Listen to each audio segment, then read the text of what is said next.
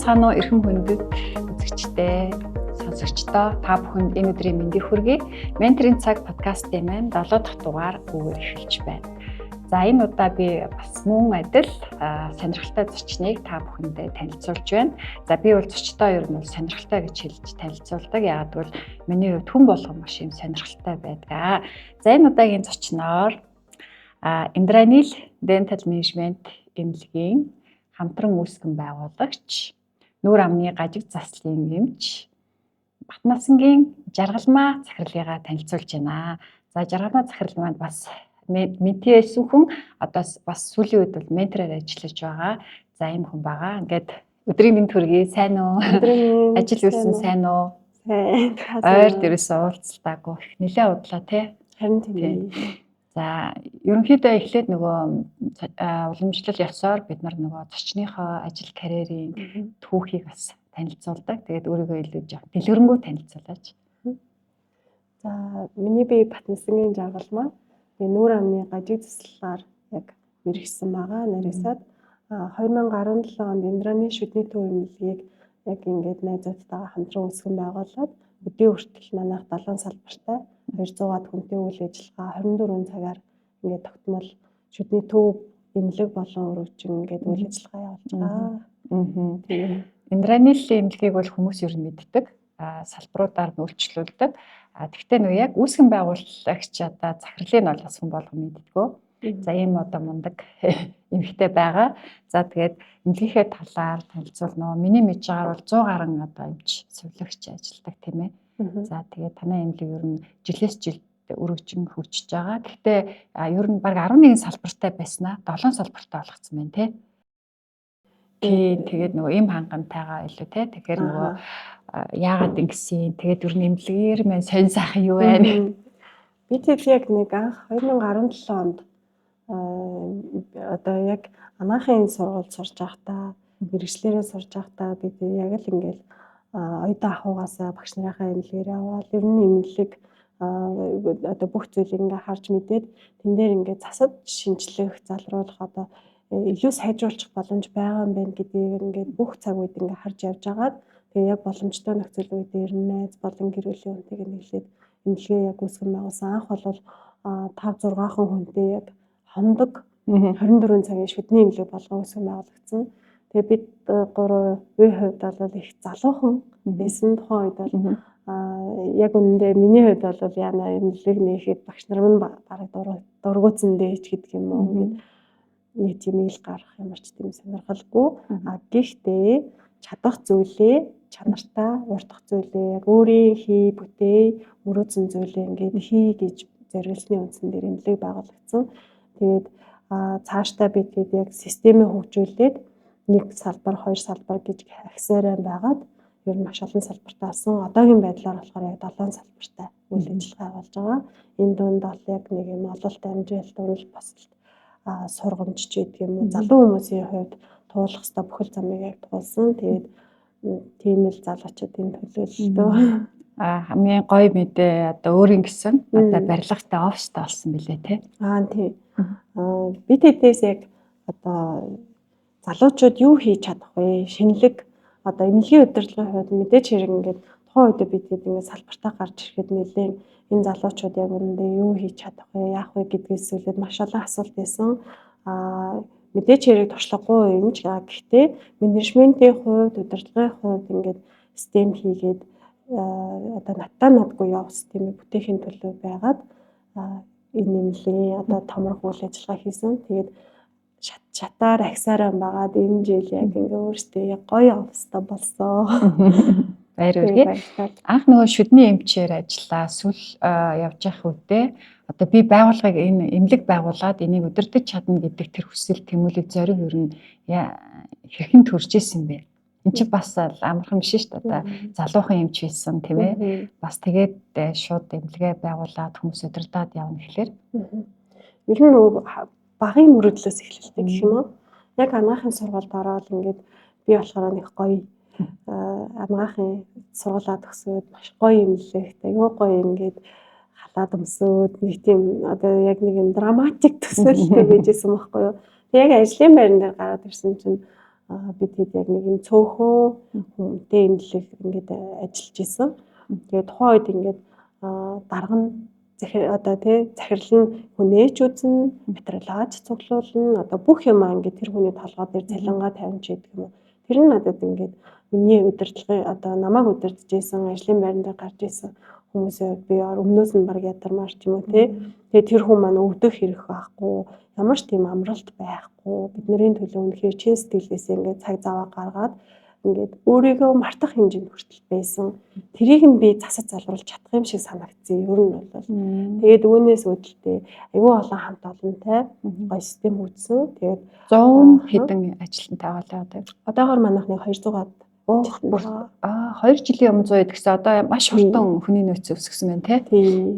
Ер нь бол одоо болохоор ер нь Монголын яг ийм нүүр амны салбарт болохоор бид бүгдээрээ л дор дор ачиж байгаа. Гэтэ ингээд цөөн тооны багаар нэг хүн маш өндөр ачаал авах одоо тийм сул талууд надад одоо ажиглагдчихсэн учраас тэр зүйлийг яаж хэрхэн системтэй өөрчлөх вэ? Тэр зүйлд хэрхэн хувь нэмрээ оруулах вэ? Дээрээс нь яг энэ хүн амдаа яг бидний эмчийн зүгээс яаж хэрхэн ойртож бүх зүйлийг ингээд эмч хүнийхээ хувьд ойртож чадах вэ гэдэг талаас нь бас эмнэлгээ бас ер нь үүсгэн байгуулад ер нь бол хийж байгаа. Танаа нэг брэнд хөтөлбөр өгдөө шүү дээ. Хүүхдийн шүдэ аврыг. Тэр хөтөлбөр маань хэрхэн явж байна? Тий. Хүүхдийн шүдэ аврыг болохоор 3 жилийн өмнөөс яг үүсгэн байгуулагчдын яг нэг санаагаар ингээ гаргасан. Тэрний тухайн одоо хөтөлбөр маань ямар зорилготой вэ гэхээр ерөөсөө хүүхэд байхад нь л нүүр амны өвчлөлгүй яг өрсөн сэргээл бүх дадал хвшлийн суулгачхая. Бид нэр 3-5 жилийн хугацаанд тухайн хүүхдтэйгээ сараас 3 сарын хугацаанд дуудаад бүх амны үндийг нэрүүлж үлээ дадал зуршлыг суулгах юм бол тухайн хүүхэд маань том болсон ч гэсэн насан туршийн дадал зуршилтай болох юм байна гэж үзсэн. Тэгээд цөөн тооны хүүхдүүдийг аваад энэ хөтөлбөртөө хамруулад явж байгаа. Тэгэхээр яг энэ хөтөлбөртөө хамрагдчих юм бол ерөөсөө нүүр амны гажиг засал бүх одоо эрсдэл хүндрэлээс хамгаалж одоо эмчилгээ үйлчилгээгээ явуулдаг гэсэн үг ээ. Нөгөө одоо ер нь хүүхдүүдийн дунд шүдний гажиг түгээмэл байх шиг байгаа юм. Тэгээ ялангуяа тэрийг одоо нөгөө миний ойлгож байгаагаар бол 10 наснаас өмнө маш хурдан аппарат тавилаад ингээд засуулахгүй бол ирээдүйд нөгөө өөртөө итгэх итгэлд нөлөөлт юм билээ шүү дээ. Тэгэхээр энэ тал дээр танахаас нэлээд анхаардаг. Тэгээ жаргалмаа минь өөрөө нүүр амны гажиг заслын эмч тийм ээ. Тэгээ ер нь бол энэ эмч хүний хувьд бол бас санаа зовоосон л асуудал байх та тий. Яагаад энэ одоо хүүхдүүд маань ийм дэлгэхтэй бас ийм гажигтай байгаа юм бол ер нь бол одоо дэлхийд даяараа хооллолтын чиг хандлага маш их ондоо болж байгаа байхгүй юу? Бид хэд одоо санаж байгаа бол бага хахад ингээд дандаа хатуулагтай хоолны сэргэлдэг, зажилдаг одоо хатуу ааруулж гэдэг юм уу бүх одоо Монгол уламжлалт хүнсний хэрэглээ цагаан эдэгээ хэрэглэдэг байсан бол одоо орчин цагт болохоор хит боловсруулсан бүтээгдэхүүн буюу ерөөсөө ингээд зэжлэх шаардлагагүй хоол хүнсний бүтээгдэхүүнүүд маш их байгаа. Дээрээс нь энэ бас энэ хотчлолтой холбоотой, энэ агарын бэрхшээлтэй холбоотой харшилтай болох мөн одоо хамар битүүрээд тий ханаа томооноос болоо хамар битүүрээд амар амьсгалч гэдэг юм уу маш олон энэ зуршил бүх юмтай холбоотой хүний эрүүл хоншоорын ингээд нэг өсөлт нь арай жижигхэн болж байгаа байхгүй юу. Тэгэхээр энгийн ойлгомжтойгоор тайлбарлах юм бол хүний одоо амны хүндэд 28-аас 32 шүд байдаг одоо байх ёстой тэр одоо ясны хэмжээнд одоо маш бага одоо ясн ингээд өсөхгүй жижигхэн байгаа дээ шүү дээ. Тэгэхээр тэр нөгөө өнөө олон шүднүүд чинь болохоор тэнд ингээд ургах ямар ч зайгүй улмаас наашаа цаашаа юм болоод байгаа байхгүй юу.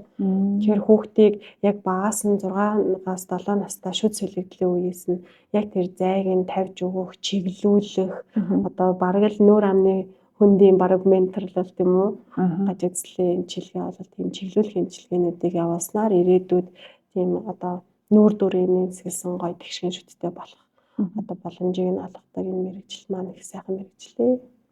Та нарт тэгэхээр бага насны хүүхдүүдийн аав ээж нарт давхар бас сургалт чиглүүлэг өгдөг үү? Хүүхдийн шүдийг яаж одоо арчлах, эрүүл зөв шүттэй байх тал дээр. Тийм.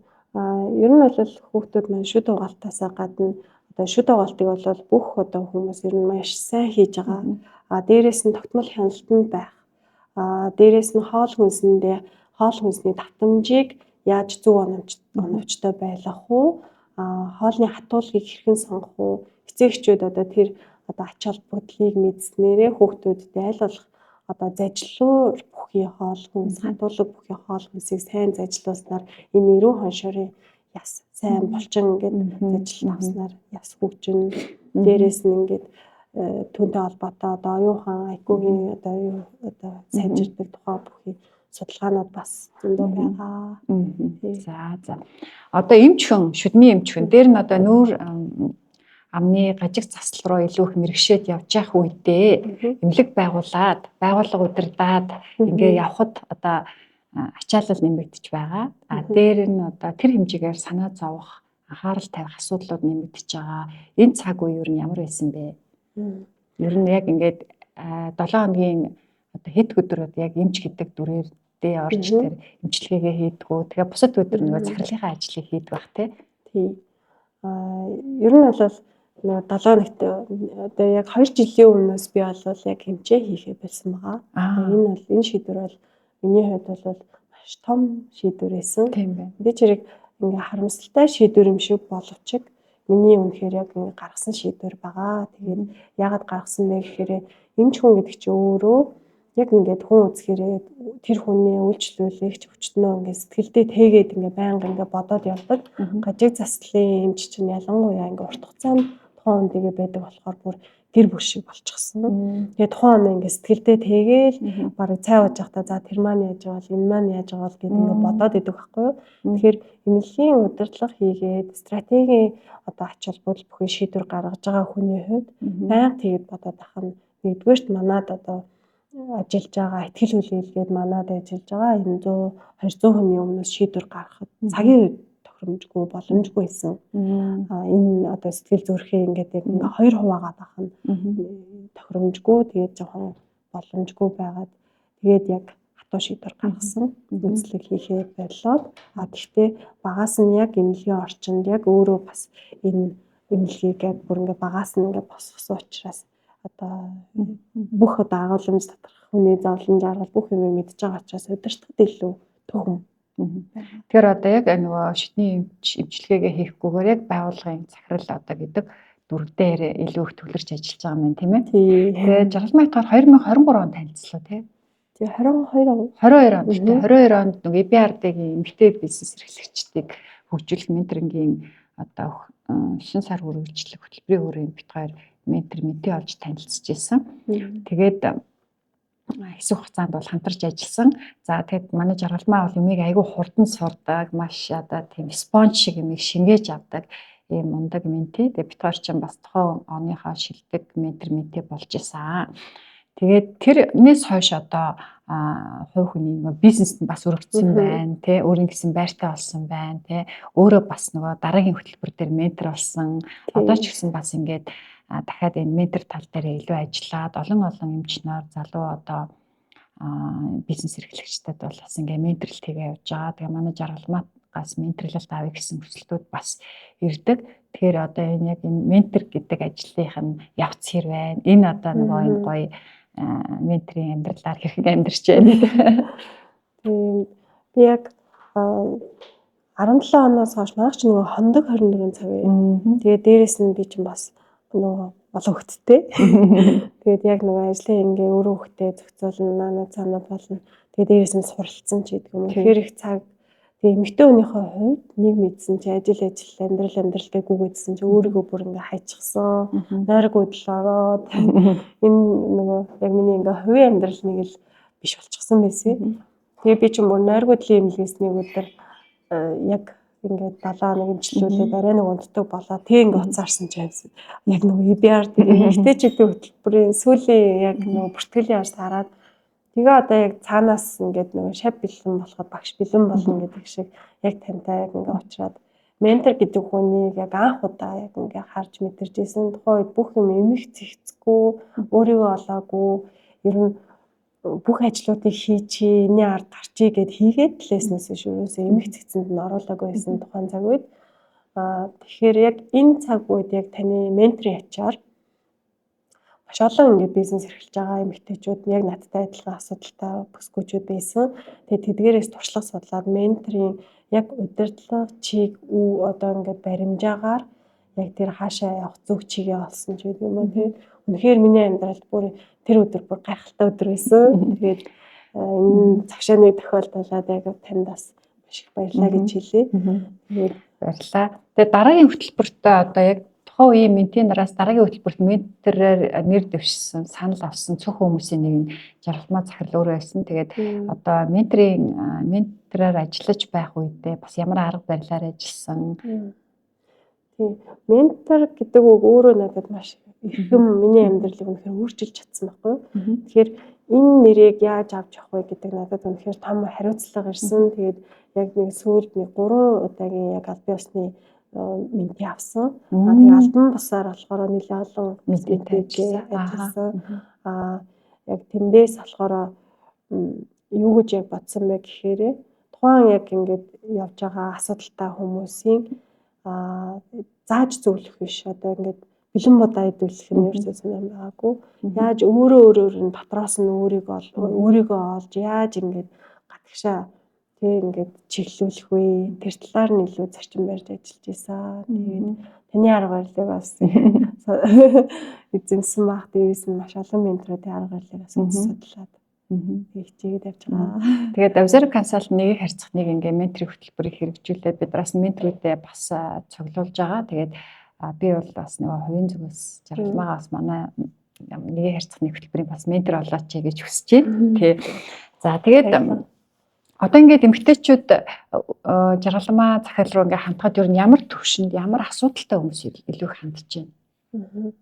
Ер нь бол над руу маш олон эмэгтэйчүүд ханддаг.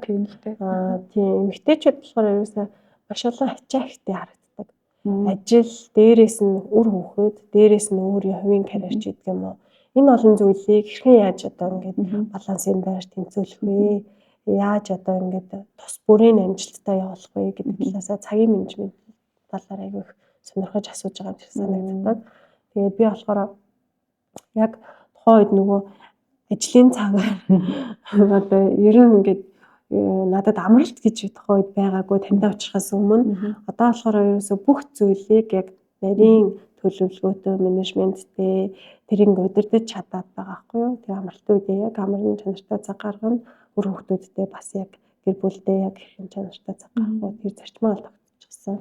Тэрийг бол Жаргалмаа Захирал одоо аюу тийм даруухан мөртлөө маш юм тийм харизм өндөртэй их тийм чамбай хүн нь.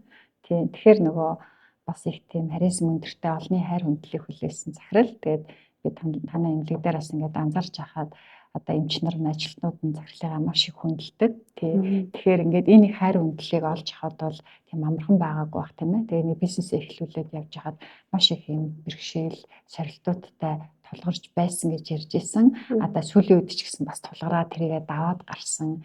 Тэгэхээр ер нь энэ сорилт бэрхшээлүүдийнхээ талаар тий одоо нөгөө нэг аюу дэлгэрэнгүй биш гэсэн. Тэгээ энийг одоо давахын тулд хэрхэн яаж ажилласан талаараа туршлагаа ингээд бас хуваалцах юм бол манай нөгөө бизнес эрхэлж байгаа эмэгтэйчүүдэд бас хэрэгтэй болоо гэж бодож байна. Тий. Одоо зөвхөн миний хувьд би ч өөрөө эмч хүн байж байдаг. Тэгээд бизнес хийн гэдэг чинь өөрөө эрүүл мэндийн байгууллага чинь маш эмзэг одоо бизнес гэхэд бизнес биш. Ер нь бол эмчийн ёс зүй одоо тэр хүн чанар яг нөгөө эмчийн тангараг өргөдөг шүү дээ. Тэгэхээр яг тэр эмчийн ёс зүйд хангалттай баримталж дээрээс нь бас энэ олон хүмүүсийн одоо ар гэр амьдрал авч явна гэдэг миний хувьд үнэхээр хамгийн том сорилт баггүй юу. Тэгэхээр яаж хэрхэн энийг зөв зүйтэй хүний эрүүл мэндийг хэрхэн одоо чадах зүйлээ 100% тэдгээр үйлчлүүлэгчид хүргээд дээрээс нь энэ олон хүмүүсээ авч явах вэ гэдэг дээр л маш торгон нэрийн мэдрэмж шаардаад юу сайндаа бүр нөгөө эмчийнхээ ажлаа хүртэл хийхээ боллоо тий. Тэгэхээр манай Индранил бас барьдаг ийм зарчим байгаа. Тэгээд яг ингээд орж ирж байгаа бүх хүмүүстээ чанартай үйлчлэгийг 100% хүргээд гарыг. Гэхдээ бас ингээд тухайн бас ажиллаж байгаа хүмүүс маань амьдрал ах гэр бүл бүх ингээд амьдрал эзэлж байгаа болохоор одоо хүртээмжийг арай илүү нэмэгдүүлээ. Одоо орчин цагт бол юмны эзэн гэхээсээ илүү одоо өрөм хэрэг гарах юм бол бүгдээрээ хамт олноороо хувааж авъя ч гэдэг юм уу. Иймэрхүү зарчим баримталж бас энэ бол ажилтдаг да. 2 жилийн өмнө 130-аад ажилтнтай байсан чи одоо бараг 200 гаруй гэхлээр одоо бараг 80-90 хүн ажлын байрыг гаргасан байна шүү дээ тий. Тэгээ энэний одоо шалтгаан юу байсан бэ? Нэгдүгээрт манайхаас яг нөгөө одоо ингээ Монголд ингээ хөдөлмөрийн зах зээлд чинь хүний нөөцийн эргэц аягүй их өндөр байгаад байгаа байхгүй юу? Яг манай эмнэлгийн хувьд болохоор хүний нөөцийн эргэцийн хувьд маш багатай. Ер нь бол яг эмчнэрийн хувьд болохоор яг вэ одоо тодорхой цаг хугацаанд залуучууд ингээ ажиллаж байгаа. Нэгдүгээр бас үүднэ, шинэ орчин хүснэ, өөр ер нь хаана юу аваад ич гэж бодно. Тэр үед нь бид нэр ингээд тийм сураараа, ийм сураараа гэдээ ингээд явуулчихдаг байхгүй юу. Тэгээд тухайн үед ингээд газруудаар явж байгаа. Манай эмнэлгийн систем менежмент зүг байжээ. Би ингээд буцаад ажилдаа орё гэсэн яг манай ажилчид маань эргэн цугларах одоо цаг үе маань ирчихсэн байна. Тэгээд маш олон хүмүүс маань буцаж ажилдаа ирж байгаа. Тэгээд энэ үзүүлэлт бол маш сайн үзүүлэлт юм байна. Бид бас нэг системийг бас чанартаа бас хөгжүүлж чадж байгаа болов гэж бахархаж байгаа.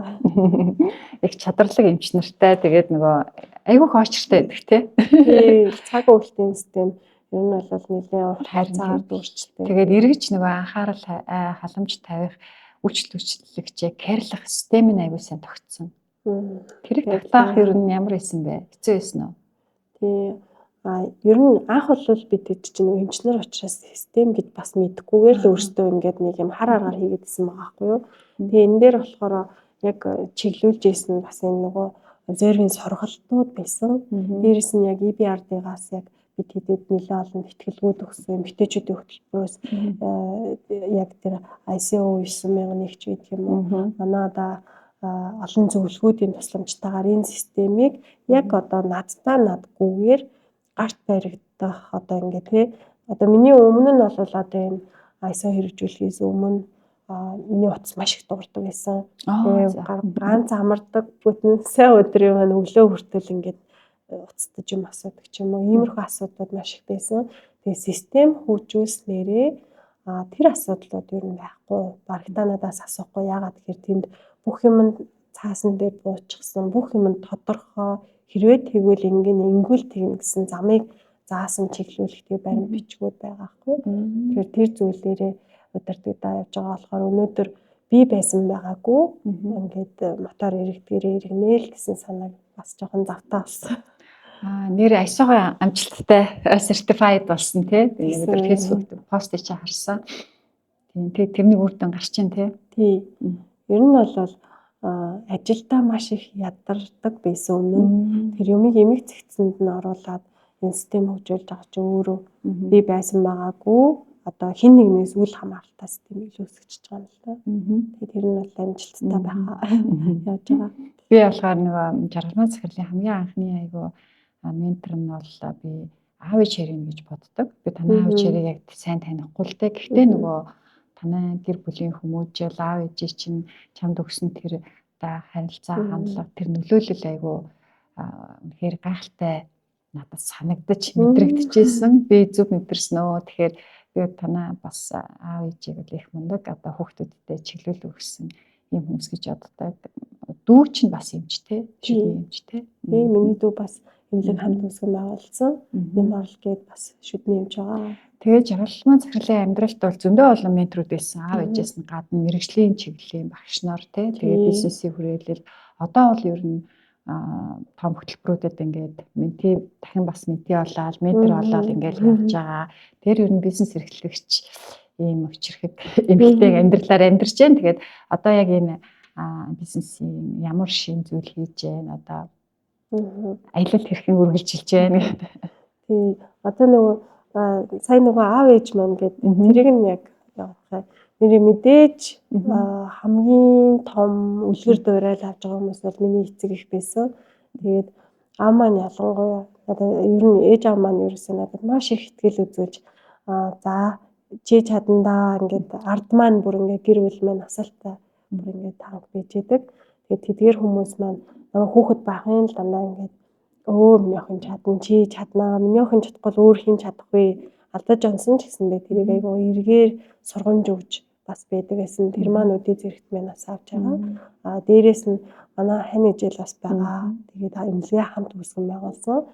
Тэгээд энэ хүмүүс маань болохоор нэг технологийн чиглэлээ уг нь бол хүний хэмжилтэй. Гэхдээ технологийн чиглэлээр байхаар сүүлийн үеийн цаг үетэй хөл нийлүүлэхэд маш их дэмжлэг тусалцаа үзүүлж намайг бас их ингээд чиглүүлж явж идэг. Маш их баярлалаа.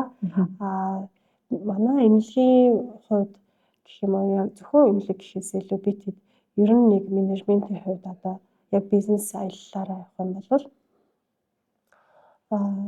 бизнес болохоор эхлээд нь бол бид юу ч чадахгүй ч гэдэг юм уу ингээд эрд зоригн дээрээ явж исэн байгаа байхгүй юу. Тэгээ маш их юм хурдтай тэлтийгээ залуучууд болохоор маш хурдтай ингээд хөдлөөд ингээд тэлт хийжсэн.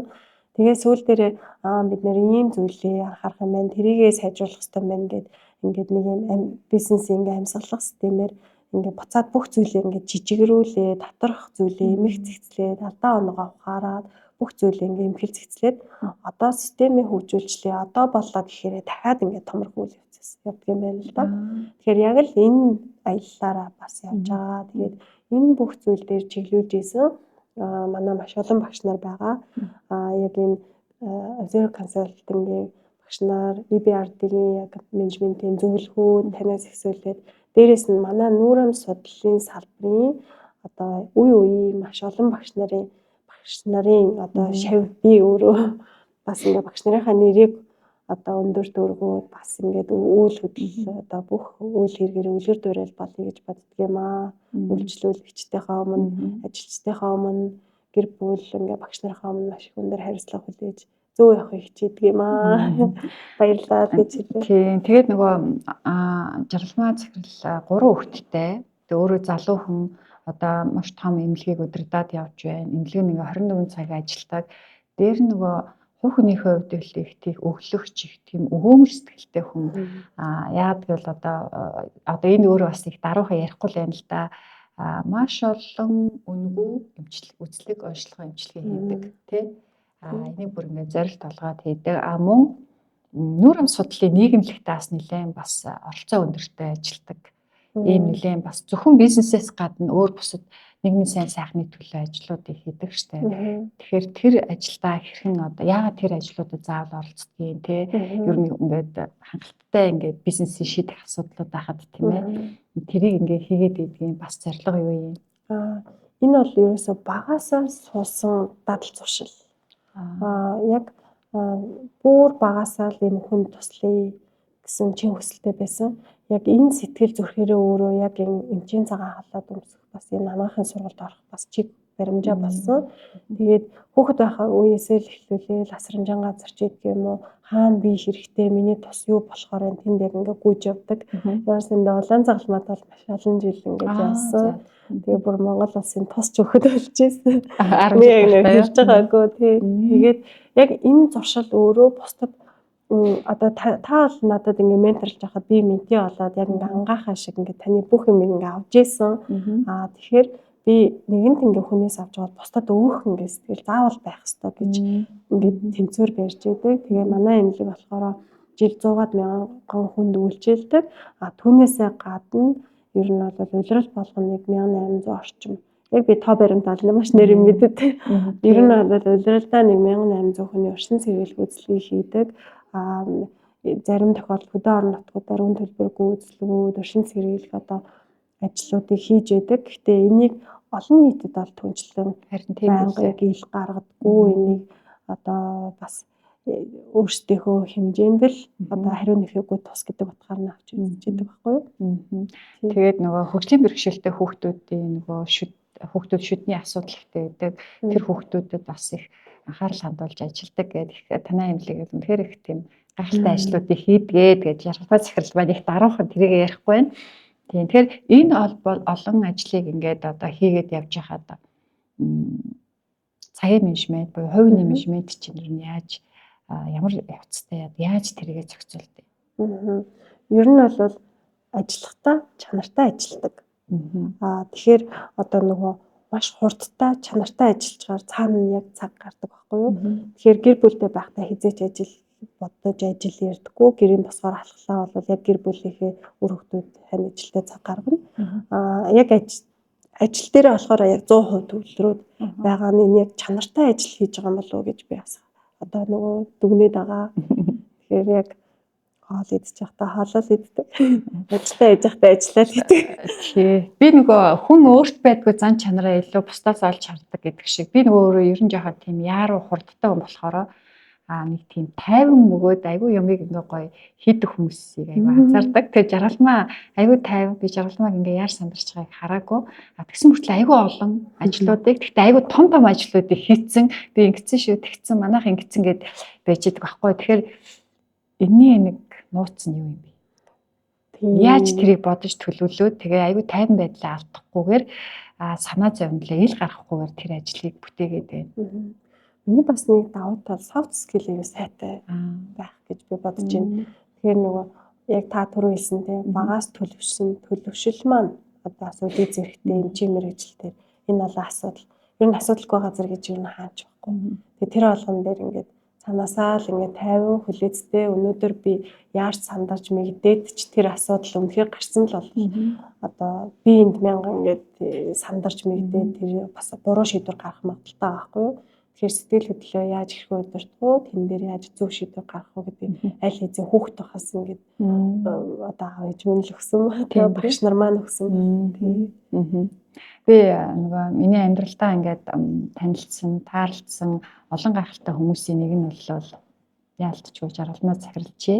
Яагаад гэвэл би бас өөрөөс чинь суралцдаг. Одоо яг юуг суралцдаг гэдгийг яг хэлээд яг ядаж үе их тайван юмыг их томоор хардаг, хүнд хэцүү нөхцөл байдалд маш их тайван бадлаа алдахгүй байж чаддаг гэдэг энэ сайхан зан чанаруудыг ч олж харж ирсэн. Тэгээд би одоо нэг талаараа бол одоо бит хоёрынхаа ментор мэтэ байсан ч гэсэн насны үед нэлээд насны зөрүүтэй ч гэсэн бит хоёр бол одоо аягүй сайн найзууд тэгээд би одоо энэ подкастнда бол одоо жаргалмаагаа орж оролцуулах нь зүүн хэрэг. Тэгээд үнэхээр ингээд хүнд хэцүү нөхцөл байдал, тайван байдлаа алдахгүй байж чаддаг. Энэ бол бас айгүй гайхалтай чанар. Тэгээд эн чинь ч гэсэн ингээд зүгээр байж байгаа мөртөө ингээд бусдтай айгүй нөлөөлдөг. Тэгээд нэг хамт олноос их тийм бүгд өөрөө нэг юм хэмцсэн юм шиг их тийм тайван мундаг юм залгаж юу одоо эмчнэр байдаг юм гэх тийм. За хувь хүний хувьд нөгөө soft skill бол soft skill гэхэд талаар ярьлаа шүү дээ. Тэгээд soft skill-үүд мэдээж аяндаа ингээд бий болчихдгоо. Тэгээд одоо ч гэсэн ингээд суралцаал явж байгаа. Тэгээд өөрийгөө яаж хөгжүүлж байна? Ер нь бол би бол ерөөсө тасралтгүй байнга суралцж байдаг. Төсөн цагаас хойш нэг жил одоо суралцаагүй. Одоо өнгөрсөн жил ерөөсө байхгүй. Ерөөсө төгсөөл тасралтгүй.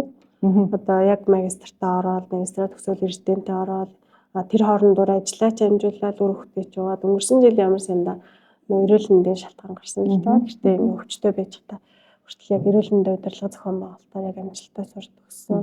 Тэгээд энэ тасралтгүй сурч хөгжиж одоо залуу хүн юм чи өөрөө тэгж хөгжснөөрөө ингээ бусдад бас өгч чадвартай болно гэдэгт би бүр итгэдэг. Тэгээд тасралтгүй л яг нөгөө манай анагаахын багш нар маань хэлдэг. Яг ангаахаа шиг.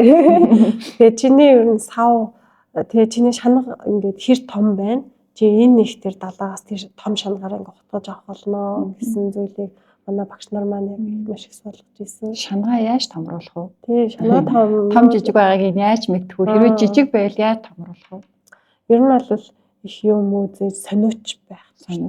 Маш их сониуч харахад энэ юу вэ? Энэний цаана юу вэ? Яагаад юм бэ гэд ингээд тасралтгүй суралцах.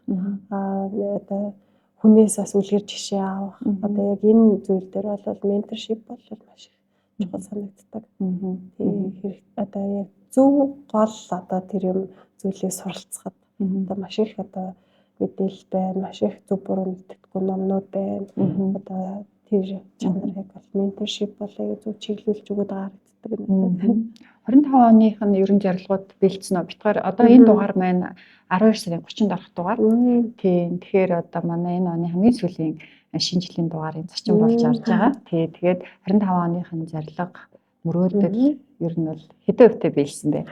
Энийг бүр яг нэг 10 хоногийн өмнө хийгээд дуусаад 26 оны төлөвлөлтөө яг одоо гаргаад сууж байгаа байхгүй юу? Бараг гаргаад дуусах чинь Яг 2025 онд төлөвснөөсөө бүр 116% биелэлцтэй гарсан. Гайхалтай. Тэгээ энэ болохоор ажил, хувь хүн одоо босод бүх зүйл багтсан. Миний зөвхөн хувийн биелэлч.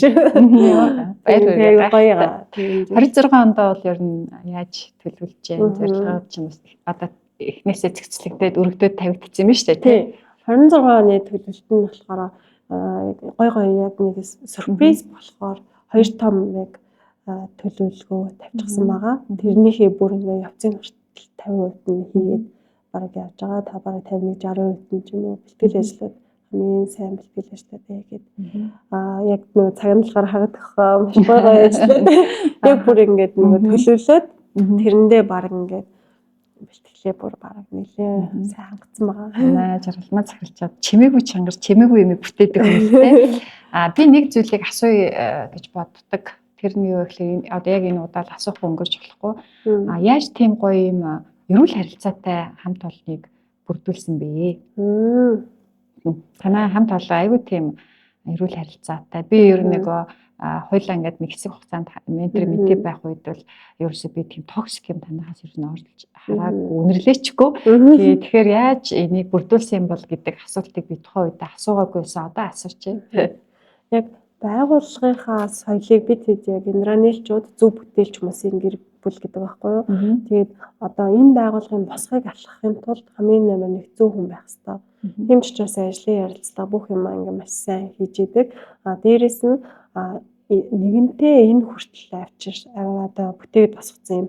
Би бол хүмүүсийг хэлдэг энэ ингээ инранилийн энэ тоогоотой сүүн дотор нэг буруу юм орох юм бол ээдэж ингээ буруу болно.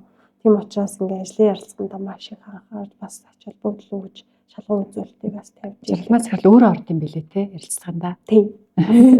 Миний нөөцөө ингээ нөгөө анкетын төвшин шалгаруулаад тэгээд яг ингээ өөрөө ярилцлаганд орно. Тэгээд энэ зөв бүтээлч хүмүүсийн гэр бүлдээ яг зөв хүнээр бид нарын шалгуур үзүүлэлтээ хангасан хүмүүсээ аваад хамтдаа сурыг хөгжиж гэж байдаг. Дээрээс нь манай байгууллагын соёл өөрөө тогтчихсон. Ер нь бол нэлийн өндөр зардлыг дандаа сургалт хөгжилтөд зарцуулж идэг. Байгууллагынхаа ингээд сургалтуудыг ер нь тогтмол сар болгон тогтмол явуулж идэг болохоор манай турсан хүмүүс бол аюу их ингээд дэшээ өсөн дэвчих ингээд боломж гаргаж өгдөг. Тэгээд нөгөө танах шиг нарийн мэрэгжлийн нөгөө хүрээнд байнга сурдаг. Дээр нь хувь хүний хөгжил буюу soft skill-ийн хүрээнд аюу их сурд юм билээ шүү дээ. Тийм. Тэгээд танаа нэг брендийн нэг болцсон нэг гоё үйл ажиллагаа гэдэг чинь нөгөө culture update тийм. Тэрнийхээ талаар манайх удирдал болгон яг culture update гэдэг хийдэг. Бүх ажилчид маань ингээд яг ингээд бүх салбараас ингээд цуглараад нэг дараа хийн. За тэн дээрээ болохоор ер нь хувь хүний хөгжил талдаа илүү сургалтууд явдаг. Одоо сэтгэл зүй яах юм, ажиллаа хэрхэн аз жаргалтай хийх юм. За ингээ аваад байгаа цалингаа хэрхэн яаж үр бүтээлтэй яг ингээд амьдралдаа юм болох вэ ч гэдэг юм уу. Иймэрхүү байдлаар яг сургалт хөгжлөө хувь хүн рүү чиглэсэн тухайн амьдрал болон карьер руу чиглэсэн юм хөгжлийн сургалтууд бас хийдэг болохоор манай хамтаа яг сэтгэл хангалуун байдаг юм лээ. Сургалтын сэтгэл ханамжийн судалгаа нэлээд байж өгнө. Соёлын судалгаа, сэтгэл ханамжийн судалгаагаа их давтамжтай хийдэг. Тэ? Ер нь нөгөө одоо ингээд энэ гоё хамт олныг ингээд бүрдүүлээд удирдах байгаа хүнээс бас заавал асуух хэрэгтэй нэг асуулт байгаа. Хүмүүс ч гэсэн намайг асуучихгүй явдаа гэж бодох те. За тэр асуулт бол ямар одоо арга барилаар удирдах юм бэ? Ямар одоо манлайлалын ямар зарчмыг барьдээ? Энэ талдаа яаж өөрийгөө хөгжүүлэх хэрэгтэй ингээл. Би тэр болохоор яг Монгол арга ухаан буюу одоо Чингис хааны үеийн аргын зарчим би бол яг нэг ийм салбаруудынхаа эрхлэгчийг яг чиглүүлээд удирдаад тэгээ манайх чинь 3 албатай байхгүй юу? 3 албаны дарга тэгээ дээрээс нь яг эмнэлгүүдийн яг 7 эрхлэгчээ яг ингээд удирдаад аваа явчихдаг. Тэд нар маань болохоор доошоо яг ингээд системийг хэрэгжүүлэх үйл явцсан дээр явдаг. Тэгээ өөрөө болохоор явцын дундаа яг эмнэлгийнхаа үүднээс ихсүүлээд бүх юм дээр нь ингээд шалгаад ингээ араас нь ингээд явчихдаг байхгүй юу. Тэгэхээр бас боломжийн санагддаг цаг хугацааны хувьд ч гэсэн нэг хүний би хизээч тэр олон хүнд хүрэлцэхгүй болохоор яг би яг тулж ажилладаг 10 хүнтэйгээ л ажилладаг чанартай. Нөгөөдөл нь цаашаа ингээд тэгээд тэднэрээ бас нөгөө сургаад цаашаага ингээд дараагийн захирал одоо энэ дотроосоо байх болов гэж бас хараад байгаа байхгүй юу. Нөгөө хүмүүсээ айгүй шагнаал урамшуулаад баярлуулаад аз жаргалтай байлгаал гэдэг. Тэгэхээр нөгөө танай эмнэлэгт эмчээр ажиллах, сүлэгчээр ажиллах хүсэлтэй хүмүүсийн бас нөгөө тоо жилээс жилдэгдэж байгаа те. Тэгэхээр нөгөө шүдний эмнэлгийн эмчийн туслах буюу сүлэгч нар чинь бас их олдоц багтай юм билээ штэ. Тэрэн дээр танай эмнэлэг илүү сайн бэлддэг туслахтай те. Тий. Манайх чинь нөгөө мэрэгжлийн тэргүүлэх зэрэгтэй эрүүл ах оч одоо маш одоо мэрэгчлээ хүн маань байдаг байхгүй юу? Тэр хүн маань болохоор одоо жишээлбэл манайх 7 эмнэлэгтэй гэхэд 21 хүн яг мэрэгжлийн хариуцлагчтай байгаа гэсэн.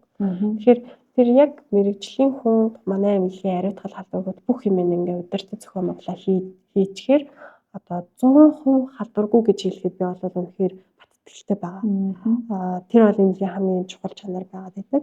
Эмчийн туслахуудаа болохоор одоо бид нэр Монгол улс тэртээ тэргүү одоо суурьлагчийн оронтоо ингээд дутагдaltaй байгаа нөхцөлд яг манай нүүр ам судлалын сургууль дээр КОИКА гэдэг шүдний эмчийн туслах бэлтгэдэг сургууль байдаг байхгүй юу?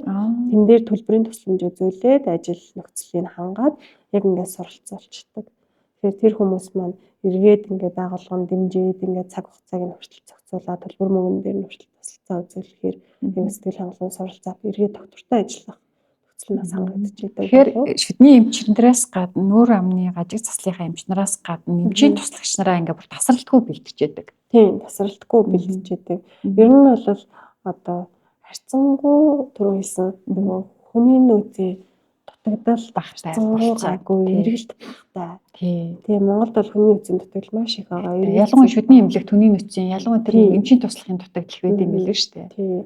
Оронтооны хувьд бас нөгөө сул оронтоо ажилд ингээ хүн ормоор исэн гэсэн сул оронтооны бас би ингээ харж идэг. Салбарт оронтоо гарах вэ гэд дараагийн хүн ер нь ингээ бэлтчихсэн билүү гэж байгаа байхгүй юу. Тэгэхээр энэ бол бас удирдлагын стратеги яг нөгөө ачаал бөөлөхгүй арга барил байх гэж үзэж байна. За одоо ингээд эмнэлэг байгуулад удирдаад явж байхад тийм ээ. За ингээд бас ментороор тодорхой хэмжээний менторлтын үйл ажиллагаа эрхлээд ингээ явж байхад нийтлэг хүмүүст байдаг одоо нэг юм одоо хувийн хөгжилтөө ч гэсэн ер нь ажил өдөр тутмынхаа ингээ ажил үйлс бүтээмжтэй ч гэсэн ханг ханддаг эдийгээ жоох ингэчгүй дээ гэмээр юмнууд анзаарэгддэг бах тий. Тэгэхээр тэр одоо нийтлэг бидэнд байдаг сул тал дутагдал юу вэ? Би бол жишээлбэл ингээд ихэнх хүмүүс их аливаа юм залхуурхаас гадна айгу хойрогшилтай гэдэг юм байна. Юмыг ингээ хойш нь тавьдаг хойрогчтой юм байна гэдгийг бол анзаарсан. Би өөр дээр ч бас анзаарсан байхгүй юу. Яг энэ шиг ингээ яг тодорхой энэ минийг л болчихвол тийм анзаарсан юмнууд. Тийм яг нөгөө хэлсэн. Нөгөө би ер нь хүмүүсийг айгу сониуч байгаасай. Тэгээд хүн ингээд юм сонирхоод ирэхээр тэртээ тэр хөсөөсөөгүй тэрийг ингээд гоё хөдөлмөрлөө өөрөө ингээд тэрийг судлаад хайгаад ингээд тэндээс ингээ хөдөлмөр үүсээд байгаа юм санагддаг байхгүй юу. Тэр анзаарсан зүйл хүмүүс сониуч биш юм байна гэж анзаарсан юм те. Үгүй магадгүй одоо мэдээж их сониуч байгаа ингээд байгаа. Гэтэ жоохон залхуурж байгаа юм болов. Тэгээд тэн дээр нь ингээд би тэр ингээд гоё ингээд ментороо чиглүүлээд өгдөг ч юм уу. Одоо би бол манайд ажиллаж байгаа хүмүүсээ бол хувь хүний карьер дээр нь бас ингээд бяцхан дэмжиж одоо ингэх цаг чинь болсон юм шүү гэдэг нь ингээд чиглүүлээд явдаг байхгүй юу. Жохон удаан хашаа суугаад авах юм бол жохон ингээд одоо ч хурдааны мэж гэж. За богинохон гэж бүтээгдэхүүн маш их байгаа. Одоо би бол ингээд залуухан мөртлөө одоо ингээд бизнесийг байгуулад мэргэжлэрээ амжилттай ажиллаад бизнес удирдаад явж байгаа хүмүүсийг бол маш хүндэлдэг. Ер нь бол миний чаддгүй зүйлийг хийгээд чадаад хийгээ явж байгаа амжилттай явж байгаа хүмүүсийг би аяг хүндэлдэг. Тэр хүний нэг нь бол жаргалмаа. Тэгэхээр энд хүрэхэд бол мэдээж аяг их бэрхшээл байсан бах те. Тэгэхээр бүр хизээч санаанаас чинь гардаггүй. Одоо бэрхшээл юу байсан? Тэгээ тэр бэрхшээлээсээ яг юу сурсан бэ? Тэр бэрхшээл тэр сорилт намайг өнөөдрийн жаргалмаа бүтээхэд нөлөөлсөн гэж хэлвэл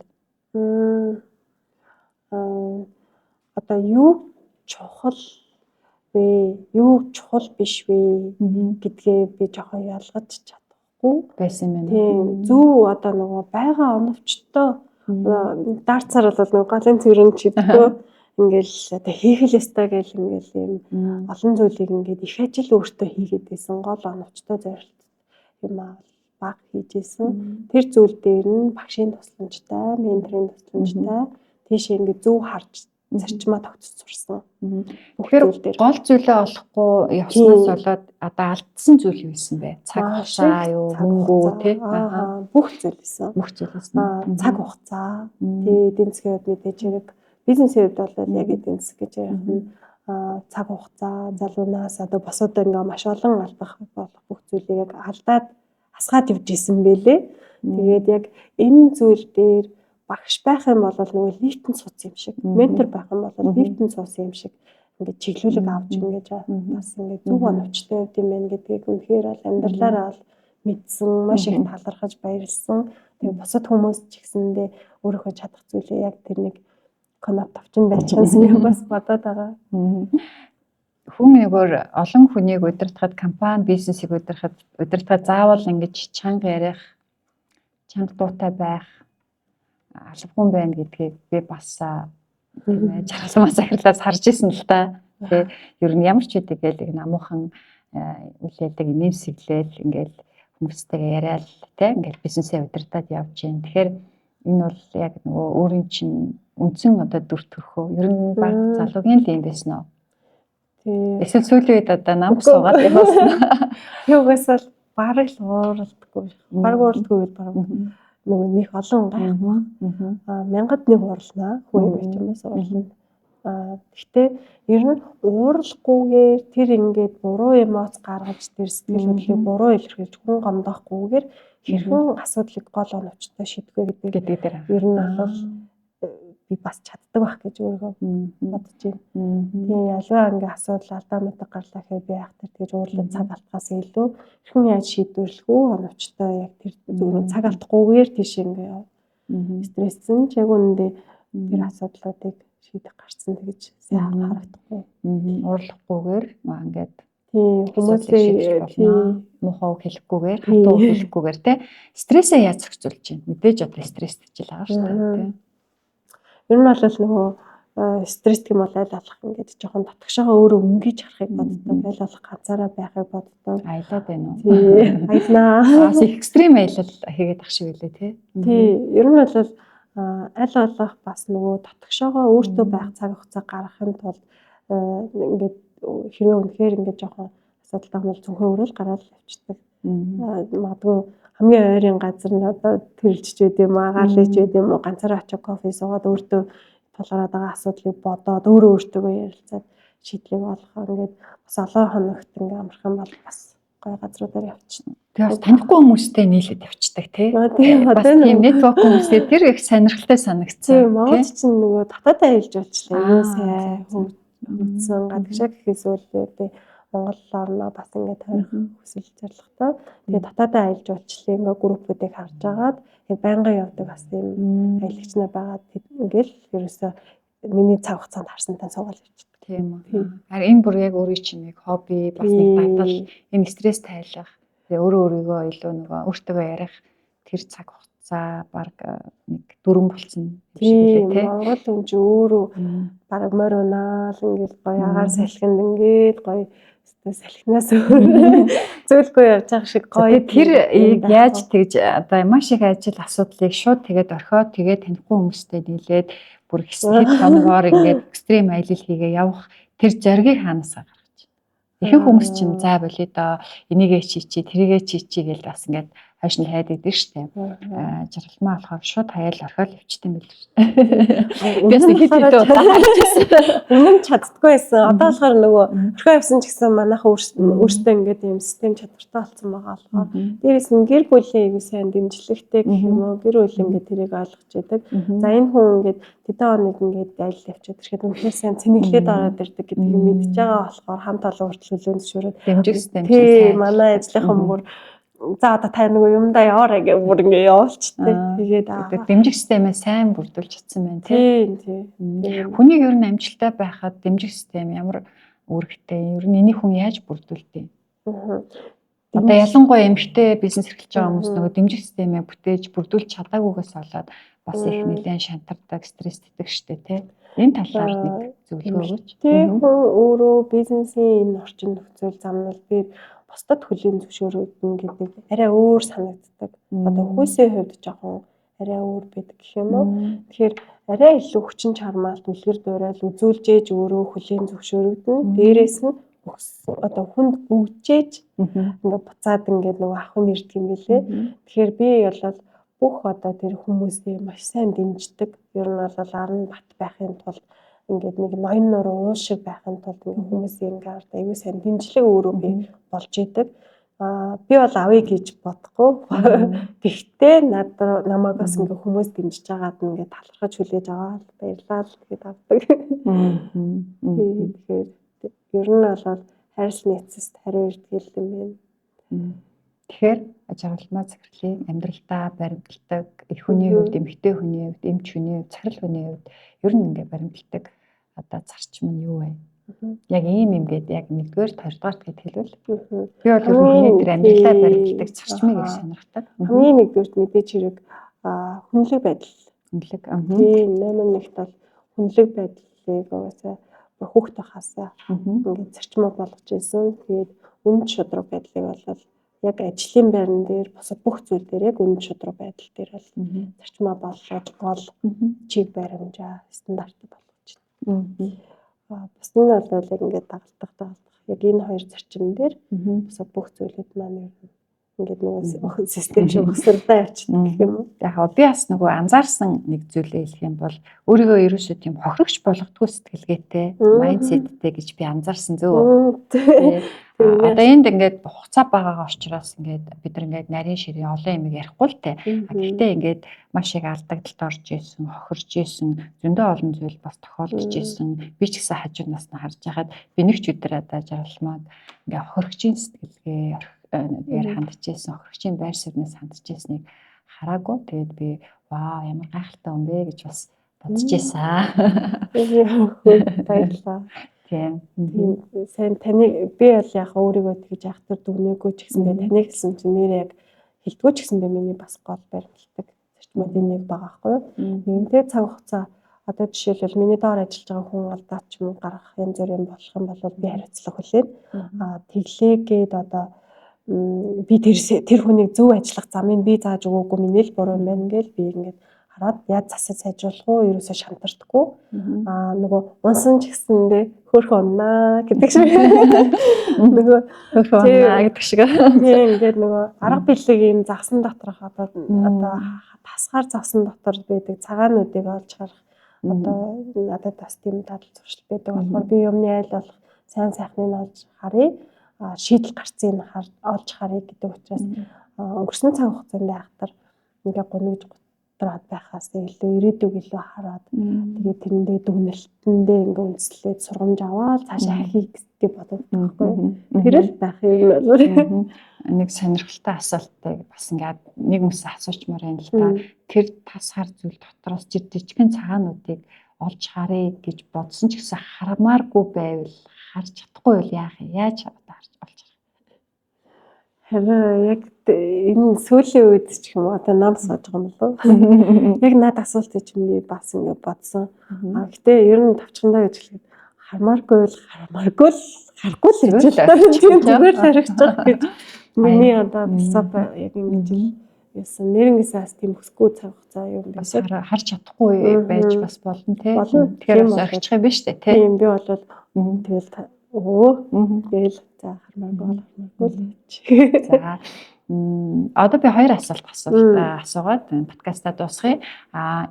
Одоо өнөөдөр ингээд бол амжилттай явж байгаа хад нөлөөлсөн олон одоо хүчин зүйлүүд байгаа. Тэрнээс мэдээж олон сайхан хүмүүсээс олон сайхан үгийг сонсч ирсэн баг. Яг нэг юм яг гол руу чинь орсон гэдэг те. Тэгэхээр нэрээ тийм шүү гэд бүр ингээд шийдвэр гаргах хүртэл чинь нөлөөлсөн тийм одоо гайхалтай үгийг ямар үг байсан бэ? Хинээ сонсч ирсэн бэ? Ер нь бол миний амьдралын хамгийн яг үлгэр авдаг хүн маань болохоор миний аав байгаа. Тэгэхээр миний аав бол хизээч нэг ч удаа надад ингээд миний буруу хэлсэн ч яг миний талд ордог. Гэхдээ би бол аавынхаа итгэлийг хийж чадахгүй төлөө тэгээд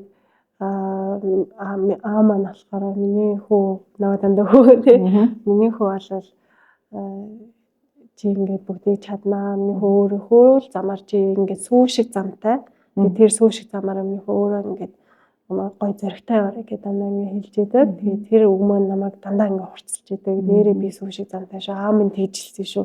Би өстой гоё ингээд явах хэрэгтэй шүү ч гэдэг юм уу. Тэр маань надад дарамт төрөөсөө болж байгаагүй. Тий. Бас дээрэс нь нөгөө амаахт яг анх ингээ ороод бас хичээл орж байхад манай нэг эмчилгээний маш том багш идэгий. Тэр багш маань ээж шиг ээж байгаарэ. Эмч шиг эмч байгаарэ. Гэт яг ингээд бид нэр ингээд хэлжсэн. Тухайн үед одоо заал дүүрэн хүүхдүүд байсан. Тэрнийг яг хэр ойлгосноо яг тэрийг бас аягүй сайн бодож явдаг. Тэгэхээр одоо 3 хүүхэдтэй ээж хүнээс би бас нэг ийм асуулт нэмээд асуучих. Хүүхдүүдээ ер нь хэрхэн яаж өсгөж одоо хүмүүжүүлж те одоо хүмүүжил нэхээс илүү нөлөөлдөг болчиход байна шүү дээ тий. Хэрхэн яаж нөлөөлж юм? Бидэд болохоор яг хүүхэд нөхөртөөгөө ярилцаа хүүхд хүмүүжүүлэхийг арга барилаа болохоор одоо яг шүдний эмчийнхээ хувьд болохоор 7 хоногт нэг өдөр чихрийн өдөр гаргадаг. Бусад өдөр болохоор чихэр өгөөдч манай хүүхдүүд баг идэхгүй дээ. Тийм тэгэхээр тэр дадал зуршлыг суулгах дээрээс нь бас нөгөө хэд хэдэн зарчимтай яг 8 цагтаа л унтна. Орой юу? 20 цагт унтдаг юм уу? 20 цагт унтна. 19:50 яг шүдмэдээ угаагалгаад ингээд шалгуулад бүх юм ажин том болгоод яг орондоо 20 цагт унтдаг. Тэгээд бусад цаг үедээ бид хоёр яг чанартай цаг гаргах нь ер нь бол маш их найз шиг байдаг. Нин үгүй нээлттэй маш сайн ярилцдаг. Тэгээ бусад одоо сургалт хөгжилтээр нь бол мэдээж анхаарч байгаа байнгын юм зөвгөд ингээд 7 хоногийн нэг өдөр ингээд чихрийг чөлөөтэй идэх өдөр болох төр яг ингээд хүснээрээ идэж гин үү? Эхлээд бол нөгөө дэлгүүр хашаарал энийг ч ам тэрэг ч ам яг 2-3 чихэр гээд бид нэр ингээд хэлсэн. Тэгээ тэрийг авчаад тэгээд сүүл дээрээ нэг итгэе болчихдээ. Чихэр байсан ч итгэе болчихсон. Чихэр байсан ч итгэе болчин. Тэр нь өөрөө одоо дэлхийд даяар сахарын хэрэглээ хичнээн өндөр байгаа лээ. Тэгээд энэ бас нөгөө өөртөөх нь бас нөгөө эрүүл мэнд болоод бүх одоо тэр чихэр идэхгүй байсаар байхад идэхгүй юм гэдэг чинь хүний ингээд төвчээрийг бас баг зэрэг шалгаж байгаа байхгүй юу? Ахиулаад тэр бүх зүйл дээр нь бас данган чихэр гэхгүй олон хүмүүжлийн арга болж байна. Гайхалтай. За өнөөдөр ингээд бизнес хийх гээд зүтгээд хичээгээд оролдоод алдаж оноод шантраад стресстэд явж байгаа олон эмэгтэйчүүд байгаа. Тэдгээр эмэгтэй манай подкастыг бол үзэж байгаа. Тэгэхээр одоо хэрвээ тэгээ явж байгаа эмэгтэйчүүдэд яг нөгөө бизнес эрхлэгч одоо хүнийхээ үднээс эмэгтэй хүнийхээ үднээс те бас ментор хүнийхээ хувьд бол ямар зөвлөгөө өгөх вэ? Би яг тэр одоо нөгөө хүн маш их эмэгтэй хүн чинь ингээд олон төрлийн асуудалтай ингээд хэцүү байх цаг үе маш их байдаг. Надад ч гэсэн тийм хэцүү цаг байсан. Тэгээд тэр цаг үедээ зөв хүнээ олоод зөвлөгөө аваарэ. Одоогоор бол одоо ментор гэж нэрлэж байна тийм. Тэгэхээр бид нэр одоо ингээд тийм хөтөлбөрт ч юм уу ингээд орох боломж нь одоо хэрвээ гэдэг юм бол хэрвээ ментортой болвол үнэхээр одоо баяр хүргэе. Хэрвээ ингээд ментор байхгүй болвол бас сайн хүмүүстэй уулзаж зөвлөгөө авч зөв замаа олоорой. Яг одоо хэцүү байх бол цаг хугацааны л асуудал. Тэрийг даваад гарсны дараа хичнээн сайхан ингээд чадваржих бол тэрнээс ямар олон зүйл суралцаж ард нь гарах бол гэж ингээд өмнөх дараах хоёр ч маш ингээд өөр байсаар. За ментортай болж чадахгүй. За хүрээлэлээ одоо өргөдгөж чадахгүй тохиолдолд одоо сэтгэл зүйн хувьд, сэтгэлгээний хувьд өөрийгөө яаж зоригжуулж, яаж өдөртөж явах вэ тэгвэл? Бас хүн болго ментортай болж чадахгүй, хүн болго одоо хүрээлэлд орж чадахгүй л байна л да. Ялангуяа хөдөө орнуудад одоо аслагдсан бүс нутагт байгаа бизнес эрхэлж байгаа эмэгтэйчүүд байдаг тийм ээ.